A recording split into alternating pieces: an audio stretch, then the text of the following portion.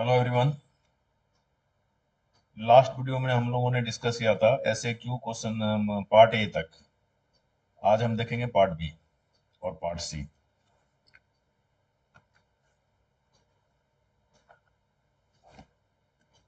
Part A question है, a particle of mass m is falling freely under the action of gravity in a medium. If the medium exerts a retarding force on the particle which is proportional to its velocity, determine the displacement and velocity of particle as a function of time, assuming that the particle starts from rest. ये question है। अब इसे मैं solve करता हूँ। और ये जो हमारे मॉड्यूल में जो दिया गया है बुक में, इसमें थोड़ा मिसप्रिंट है इसके सॉल्यूशन में, तो मैंने उसे ठीक कर दिया है। तो आप चेक कर लेंगे। ऐसे क्यू 1 पार्ट बी।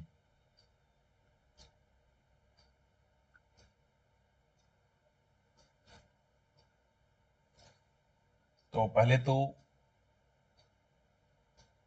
जो जो फोर्स पार्टिकल पैक्ट हो रहा है वो हम यहाँ पे रिप्रेजेंट कर लेंगे। Vector F R. दूसरा फोर्स है retarding force F R. Gravitational force क्या होगा? एफ जी।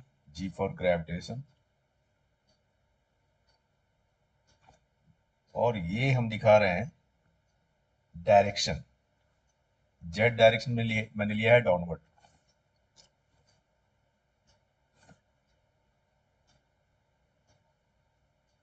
जे। और जो भी हमने यहाँ पे ड्रॉ किया है वो लिखेंगे।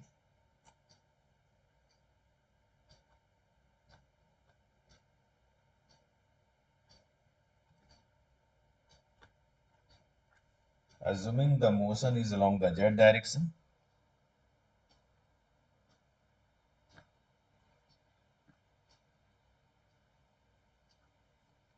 the motion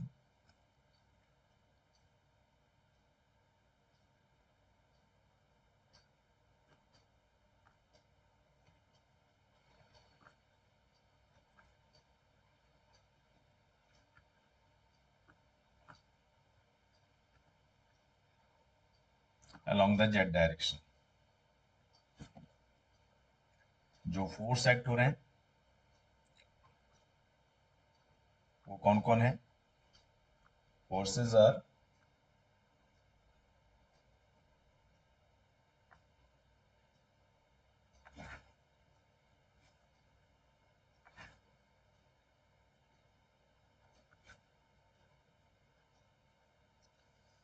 the gravitational force,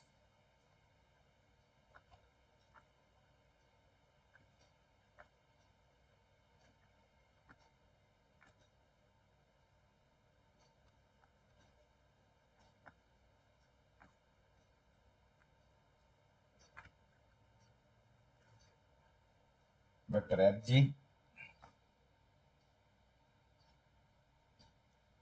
equals to, अब Fg क्या होगा? mg। और क्योंकि मैंने अभी आपसे कहा था कि जेड डायरेक्शन मैंने डाउनवर्ड लिया है, तो जेड डायरेक्शन को रिप्रेजेंट करने के लिए आप यूनिट वेक्टर यूज करोगे के कैप। एंड दूसरा जो फोर्स है resistive force, F R. R for resistive. और जैसा कि क्वेश्चन में दिया गया है कि रेजिस्टिव रेजिस्टिव फोर्स क्या मोशन के अपोजिट एक्ट होगा। करेक्ट, मोशन का अपोज करता है। तो इसलिए उसकी डायरेक्शन क्या होगी? माइनस के cap. The retarding force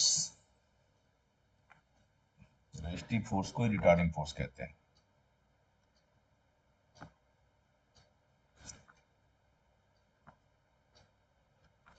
And the retarding force vector F r equals to a vz, vz है वेलोसिटी की डायरेक्शन along z डायरेक्शन, और क्योंकि ये नेगेटिव z एक्सिस का लॉन्ग है फोर्स, इसलिए माइनस के कैप हम नेट वेक्टर लेंगे। तो ये हो गया माइनस ए वी जेड के कैप। याद रहे इस क्वेश्चन में देखो लिखा क्या है। क्वेश्चन कहता है a particle of mass m is falling freely under the action of gravity in a medium। अब ये जो मीडियम है, मीडियम एक रिटार्डिंग फोर्स एक्ट कर रहा है, ठीक है, पार्टिकल पे, जो कि प्रोपोर्शनल टू इट्स वेलोसिटी है। मतलब ये कि ये जो फोर्स है रिटार्डिंग फोर्स वेलोसिटी पे डिपेंड कर रहा है। मतलब F R proportional to v z है। क्लियर? तो प्रोपोर्शनलिटी साइन हटाने के लिए हमने एक कांस्टेंट लिया, और वो कांस्टेंट क्या है? ए। ये बन गया ए बी जेड। और डायरेक्शन के लिए, तो जब हम इसे वेक्टर फॉर्म में लिखेंगे तो फिर डायरेक्शन क्या है? एफ आर का डायरेक्शन है वेलोसिटी के अपोजिट, क्योंकि रिटार्डिंग फोर्स है तो रिटार्डिंग फोर्स की डायरेक्शन वेलोसिटी के अपोजिट ही होगा। ठीक है, तो मोशन की डायरेक्शन मैंने लिया है जेड एक्सिस, और जेड एक्सिस क्या लिया है? डाउनवर्ड। तो फिर रिटार्डिंग फोर्स क्या होगा? अपवर्ड। और अपवर्ड डायरेक्शन में हम अपवर्ड डायरेक्शन को हम रिप्रेजेंट करेंगे माइनस के कैप से। तो ये आ गया वेक्टर एफ आर। यहाँ पर हमें कंसिडर करना होगा, लिखेंगे कि ए क्या है, where a is a constant.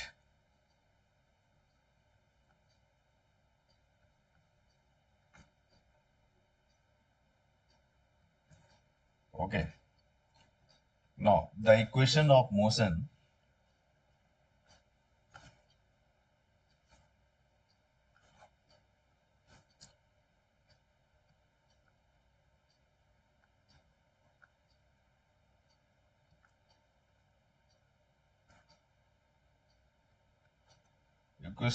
is, अब इक्वेशन ऑफ मोशन मतलब नेट फोर्स इक्वल टू क्या होता है? Mass into acceleration. अब एक्सेलरेशन क्या होगा? Dv z by d t.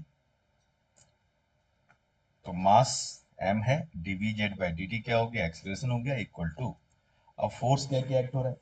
तो एक तो हो रहा है एम जी डाउनवर्ड, और अपोजिट डायरेक्शन में क्या है? रिटार्डिंग फोर्स, जो कि ए वी जेड, यहाँ लिखेंगे minus A V Z. Net force ये हो गया। नो डीवी जेड, अब इस इक्वेशन को सॉल्व करना है। Dv z by d t equal to क्या आ जाएगा? तो मास से डिवाइड करेंगे, m g minus A V Z upon m. V गड़बड़ हो गया है,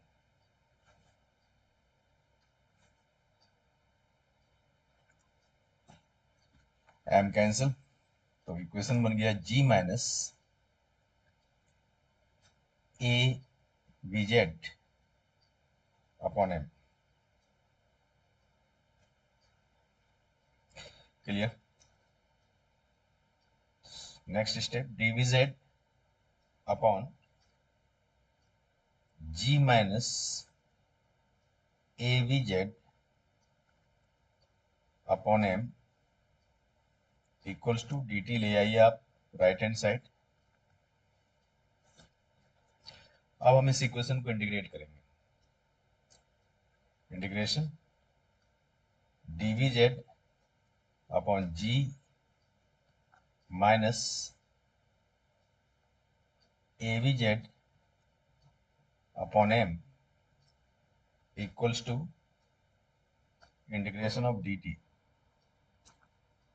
अब लोअर लिमिट टाइम का 0, तो वेलोसिटी का लोअर लिमिट क्या होगा 0। टी टाइम पे वेलोसिटी मान लो वी जेड है, ठीक है। मतलब आप at t equal to 0 v z क्या लेंगे 0, और टी टाइम पे वी जेड। नेक्स्ट इसका इंटीग्रेशन क्या होगा, ये आएगा लॉग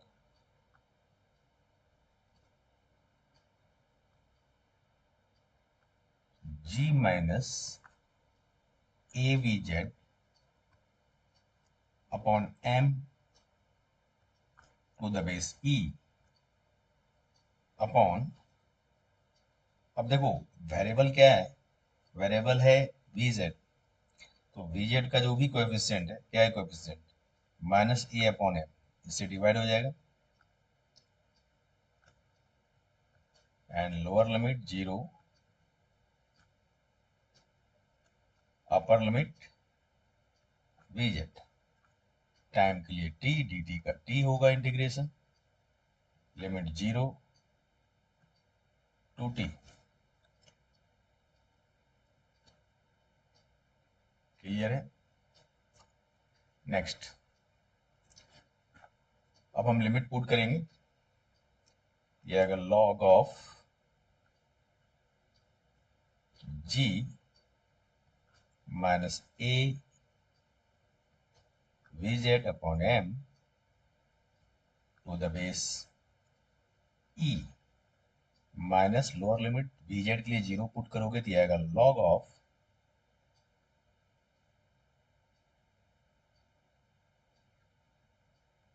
जी, क्योंकि बाकी तो 0 हो जाएगा, वी जेड है उसके साथ, equal to minus a upon m, इधर ले आइए right hand side, into t. यहाँ बेस ई, अब माइनस में है लॉग, तो हम यहाँ पर क्या करेंगे, डिवाइड कर देंगे G minus A V Z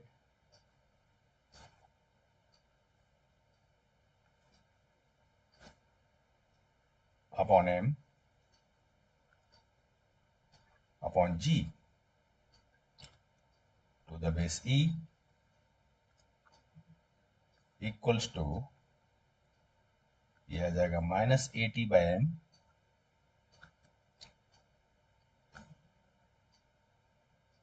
ये आ गया log 1 minus A B Z by M into G. इसे सिंप्लीफाई कर लिया हम लोग, तो ये आ गया, और to the base E and right hand side same minus A T upon M.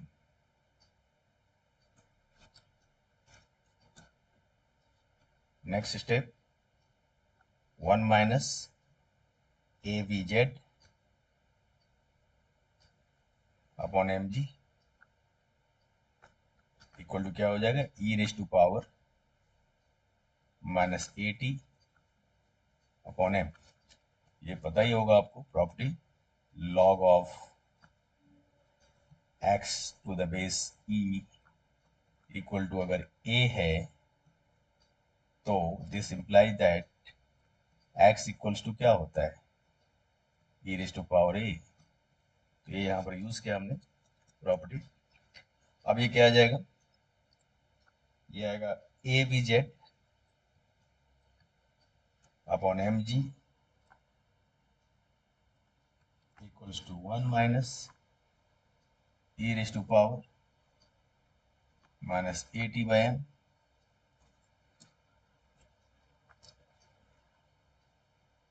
Clear.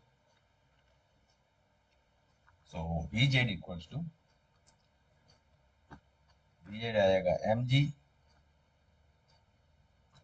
Upon A into 1 minus E raise to power minus AT upon m।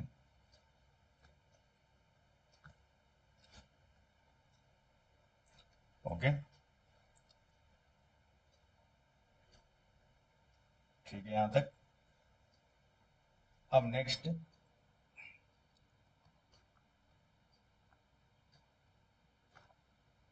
We have, हमारा मोटो क्या है, क्या निकालना है हमें? हमें निकालना है जेड। ठीक है, क्वेश्चन पे एक बार और आ जाओ। Determine the displacement and velocity of the particle as a function of time, assuming that the particle starts from rest। तो पार्टिकल स्टार्ट्स फ्रॉम रेस्ट, ये तो हमने यूज कर लिया था इंटीग्रेशन के टाइम। पार्टिकल रेस्ट से स्टार्ट हो रहा है, मतलब टी जीरो पे वेलोसिटी क्या लेना है, हमें जीरो लेना है। हाँ, हमें वेलोसिटी भी निकालना है as a function of time, वो तो हम निकाल लिए, एक पार्ट तो आ चुका answer. Velocity as a function of time ये आया।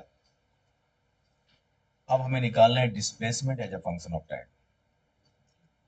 Okay, not to find displacement. अब इसके लिए हम फर्दर सॉल्व करते हैं। तो आप ये चेक करें कि VZ निकाल चुके हो, और हम जानते हैं कि VZ इक्वल्स टू क्या होता है, dZ/dt। क्लियर, करेक्ट है। तो अब फिर से इसे भी सॉल्व करेंगे हम लोग। तो dZ/dt क्या कहेंगे आप? VZ तो आप निकाल चुके हो ऊपर। अब आप VZ की वैल्यू यूज करें, और VZ कितना है, mg upon a into 1 minus E raise to power minus AT upon m। Clear. तो dz क्या आ जाएगा, ये हो जाएगा mg upon a into 1 minus E raise to power minus AT upon m into dt।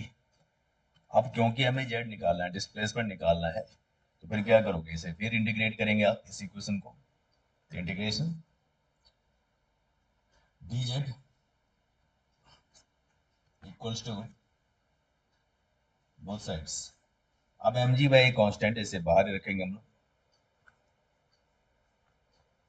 Integration of 1 minus E raise to power minus AT upon m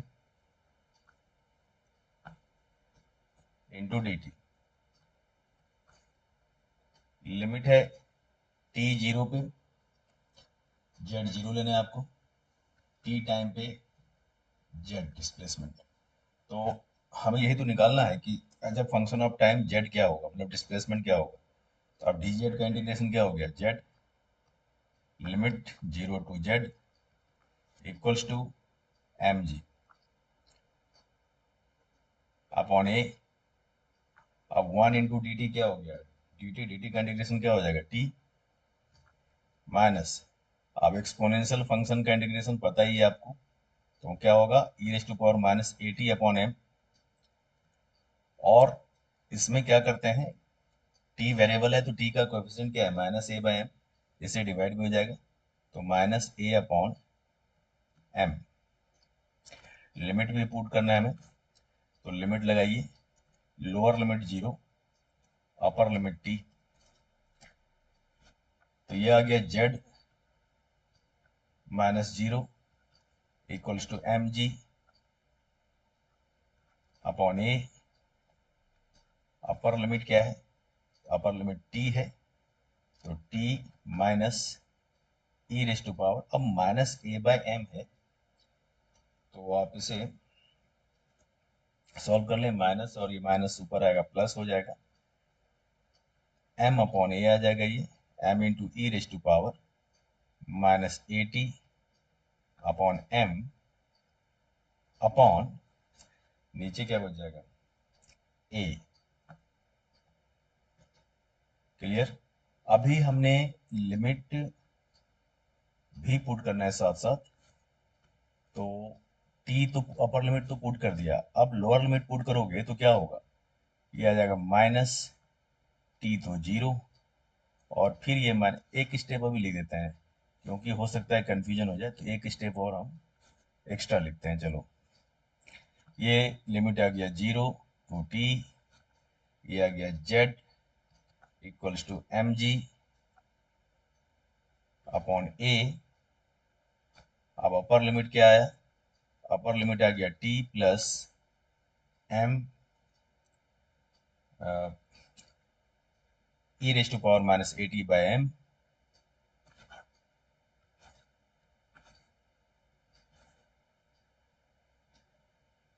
A T upon M upon A. अब lower limit put करेंगे तो T के लिए zero, और ये क्योंकि यहाँ minus करते हैं तो बीच में जो प्लस साइन है वो माइनस हो जाएगा, ये आ गया M E raise to power zero, तो वन हो जाएगा अपॉन ए। ठीक है, next equals to M G upon A into T plus M into E raise to power minus A T upon M, sorry minus A T upon A minus M upon A.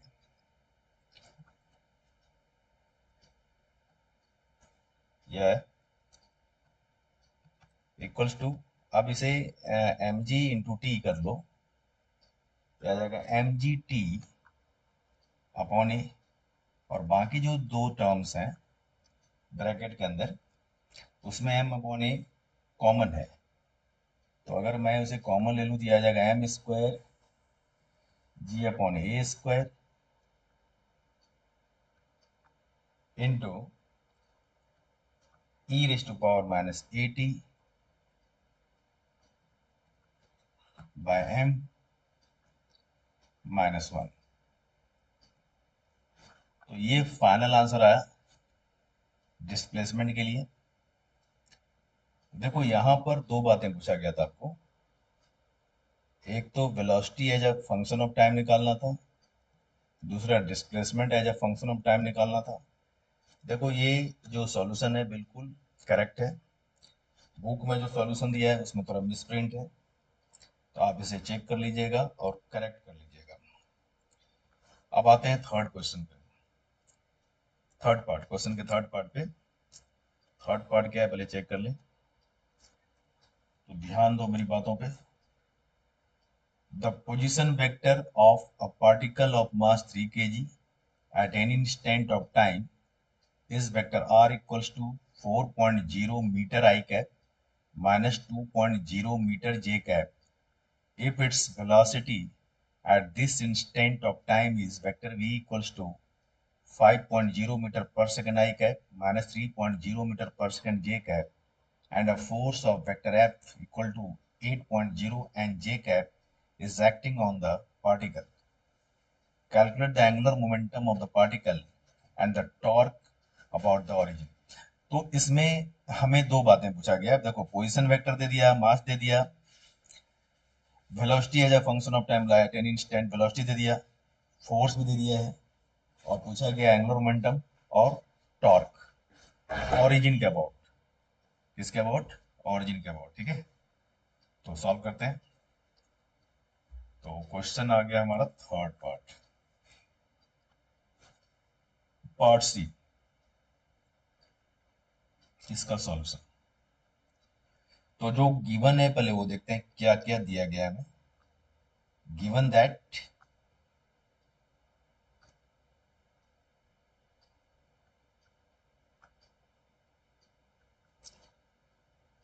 Vector are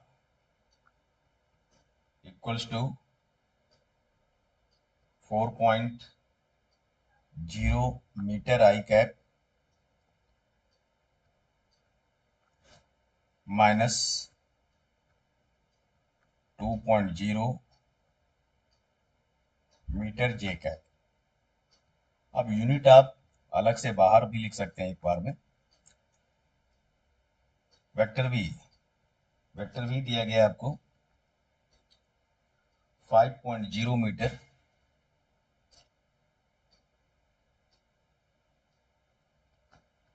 5.0 metre per second i cap minus 3.0 metre per second j cap. और क्या दिया है देख लो, मास भी दिया गया है। मास दिया है ये 3 kg। मास 3.0 kg। Correct. Vector F force भी दिया गया है आपको। वेक्टर एफ है 8.0 न्यूटन जे कैप। एक बार चेक कर लेते हैं।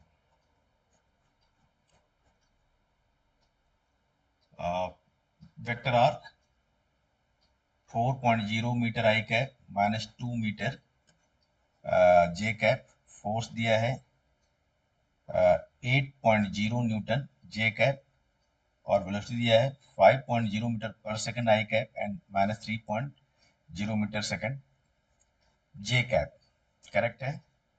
सारा वैल्यू मैंने ठीक लिखा है। ठीक ही है।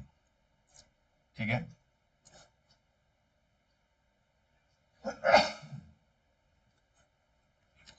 नेक्स्ट, अब सॉल्व करना स्टार्ट करते हैं। अब देखो, पहले हम बात करेंगे, पहले एंगुलर मोमेंटम निकालते हैं। तो एक बात बताएं आप कि एंगुलर मोमेंटम का फॉर्मूला क्या होता है। एंगुलर मोमेंटम ही होता है ना, जस्ट नेट। हम एंगुलर मोमेंटम की बात कर रहे हैं पहले।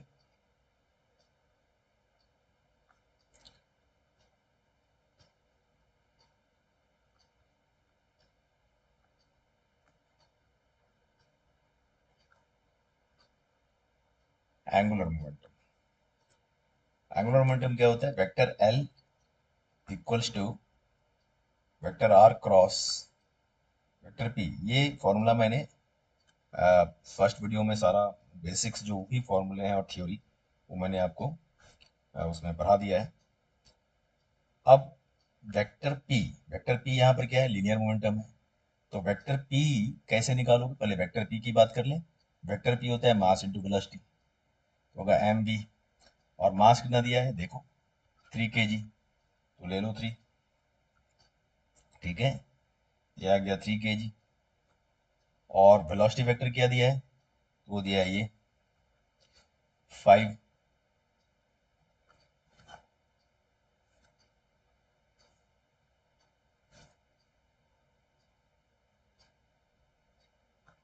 5 आई कैप माइनस 3 जे कैप। अब यूनिट एक ही साथ लिख लो। 3 kg था, दिया गया kg metre per second. Unit आ गया साथ में।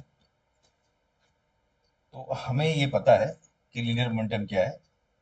ये सॉल्व कर लीजिए। 15 आई कैप मल्टीप्लाई कर लीजिए माइनस 9 जे कैप। क्लियर? ये आ गया इतना kg metre per second. Next, अब हम वेक्टर एल की बात करेंगे, लेकिन वेक्टर आर की बात करें पहले। वेक्टर आर पोजीशन वेक्टर दिया हुआ है क्वेश्चन में, और ये दिया है 4 i cap minus 2 j cap. ये है 4 i cap minus 2 j cap. ये आ गया इतना मीटर। क्लियर? अब फॉर्मूला, तो vector l equal to vector r cross p. देखो इसे आप डिटरमिनेंट मेथड से भी सॉल्व कर सकते हो, ठीक है, या फिर डायरेक्ट भी मल्टीप्लाई कर सकते हो। अब वेक्टर आर क्रॉस पी है तो वेक्टर आर क्या है, 4i cap minus 2j cap cross product with 15i cap minus 9j cap, ये आ गया 9j कैप।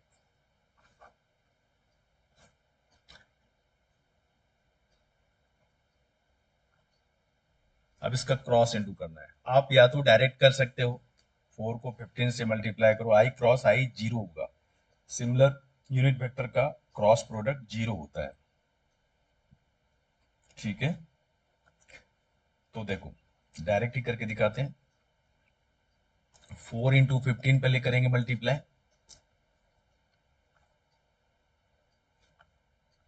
तो ये हो जाएगा 4 इंटू 15, आई क्रॉस आई क्या होगा, आई क्रॉस आई जीरो, सिमिलर यूनिट वेक्टर का क्रॉस प्रोडक्ट क्या होता है, जीरो होता है, ये जीरो हो गया।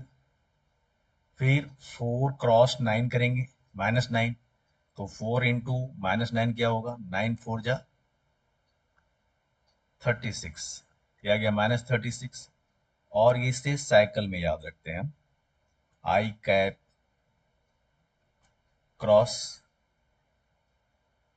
जे कैप इक्वल टू क्या होता है, के कैप, जे क्रॉस के आई कैप, आई क्रॉस जे के, जे क्रॉस के आई, ये तो आपको पता होगा ये सब, तो ठीक है। तो अब हम बात करते हैं, ये आ गया आई क्रॉस जे, आई क्रॉस जे क्या आ गया, के कैप, ये आ गया के कैप, क्लियर। फिर अब हम बात करेंगे इसकी,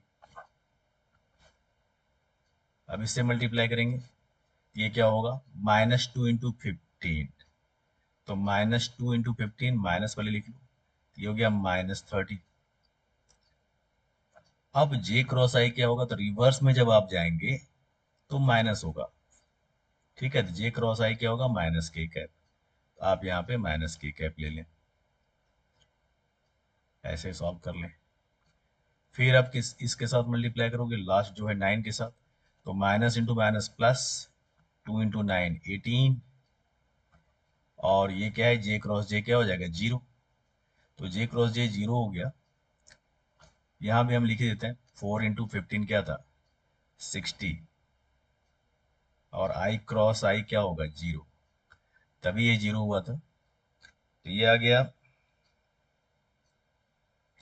जीरो माइनस 36 के कैप,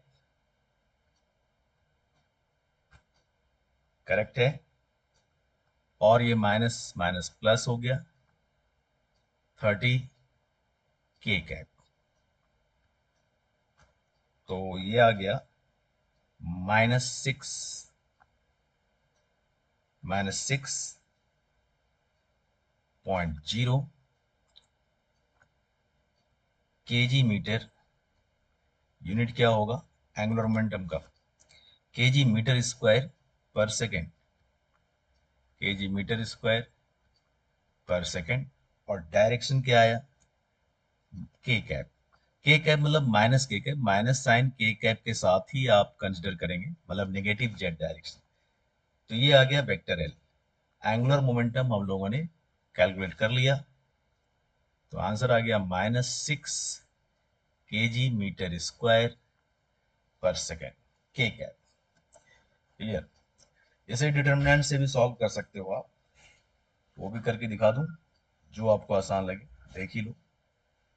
जैसे अगर हम लिखते हैं एल, तो वेक्टर एल जो है, अनदर अनदर मेथड, तो आप इसे डिटर्मिनेंट से सॉल्व कर सकते हैं, इसे चेक करेंगे। वेक्टर एल क्रॉस क्या, वेक्टर एल इक्वल टू क्या होगा, आर क्रॉस वेक्टर पी, तो ये क्या आएगा, determinant I cap J cap and के कैप। अब वेक्टर आर क्या दिया है? वेक्टर आर दिया है 4 आई कैप, देखो ये दिया है 4 आई कैप -2 जे कैप। तो आई के लिए 4 और जे के लिए -2, ठीक है, और के कैप तो है ही नहीं, मतलब जेड कंपोनेंट नहीं है, तो 0 हो गया। फिर दूसरा था मोमेंटम। मोमेंटम देखो ये है, तो क्या है 15 आई कैप -9 जे कैप। ये आप ले लो 15 माइनस, दूसरा है वाई कंपोनेंट -9 एंड 0। क्लियर? तो अब इसे करते हैं सॉल्व। आई कैप के साथ प्लस साइन, इसके लिए माइनस साइन और इसके लिए plus sign, correct.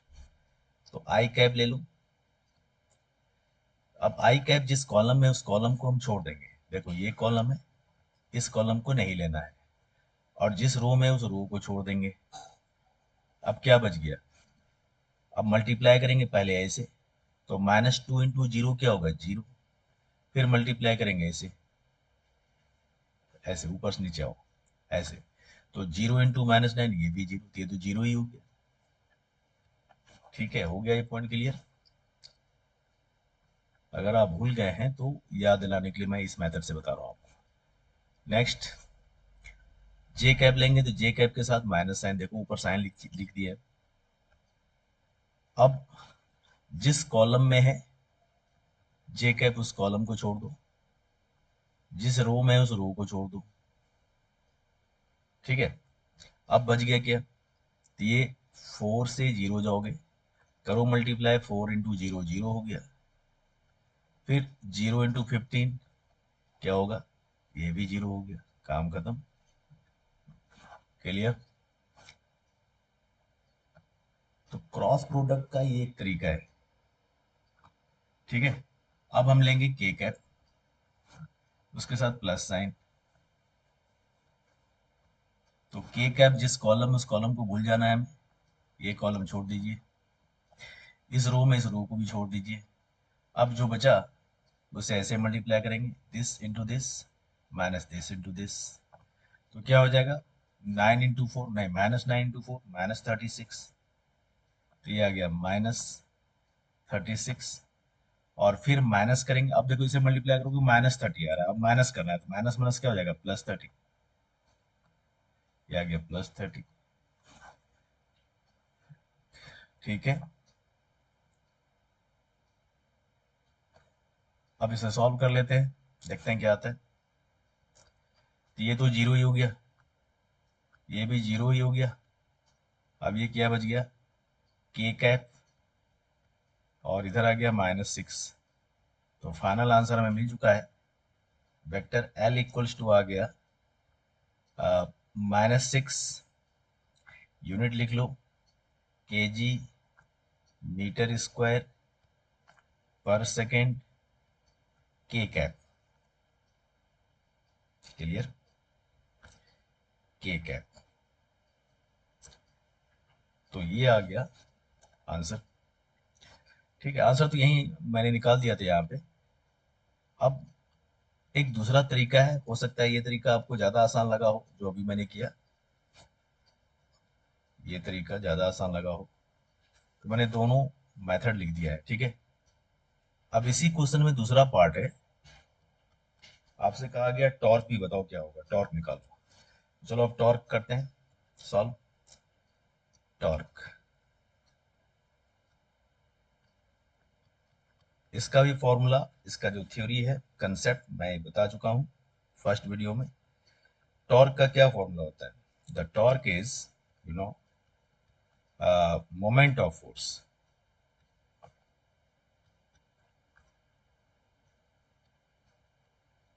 Vector tau equal to होता है vector r cross vector f, cross product of position vector and force vector.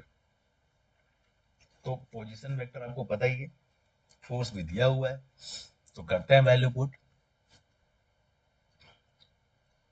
Equals to vector r. तो वेक्टर आर दिया है 4 i cap minus, just wait देख लेते हैं एक बार, हाँ 4i कैप ये रहा, 4i cap minus 2j cap, तो 4i कैप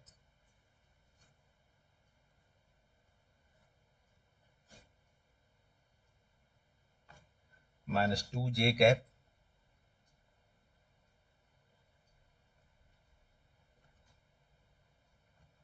क्रॉस 8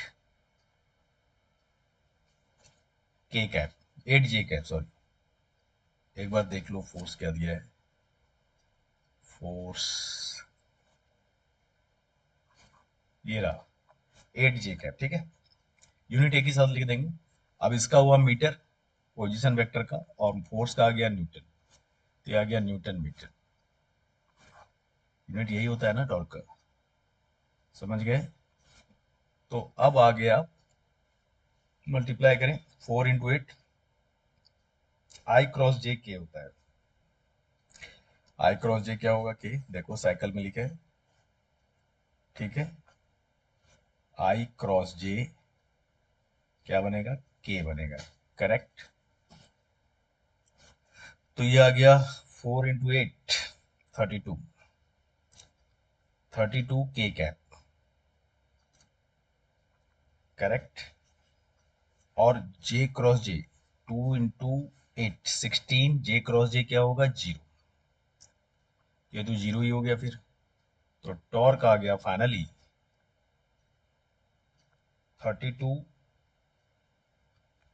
यूनिट लिख दो न्यूटन मीटर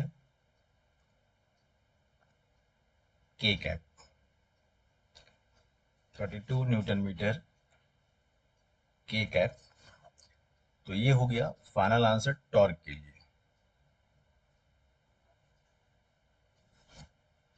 तो ये जो ऐसे Q1 था, इसका फर्स्ट पार्ट ए हमने फर्स्ट वीडियो में ही सॉल्व कर लिया था हम लोगों ने।